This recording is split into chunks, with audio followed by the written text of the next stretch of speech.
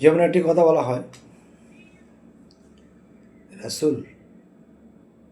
রাসূলকে দেখলে দোজখ হারাম। তাহলে সেই রাসূল আপনার মধ্যে কোথায়, কিভাবে আছে? সেই রাসূল আপনার মধ্যে কোথায়, কিভাবে আছে? সেই রাসূল আপনার মধ্যে, আপনার রূপে ভিতরে চেপে আছে। যদি বলেন তাহলে আল্লাহ আপনার রূপে, আপনার ভিতরে চেপে আছে। সৌদি আরব নয়, বাংলাদেশের ওই প্রান্তে নয়, আপনার ভিতরে চেপে আছে।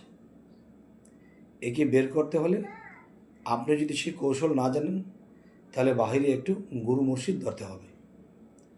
তখন তারা এটির কৌশল দিয়ে দেবে।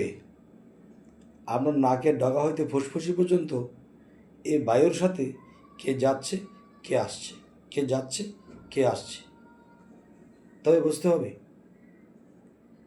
নাকের ডগা হইতে এই ছিদ্র থেকে শুরু করে ফুসফুসি পর্যন্ত যে আসা যাওয়া করে, সে কিন্তু একজন নয়, দুইজন। দুইজন আসা যাওয়া করে।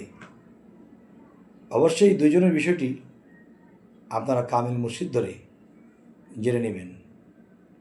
সকলে ভালো থাকবেন। আল্লাহ হাফেজ।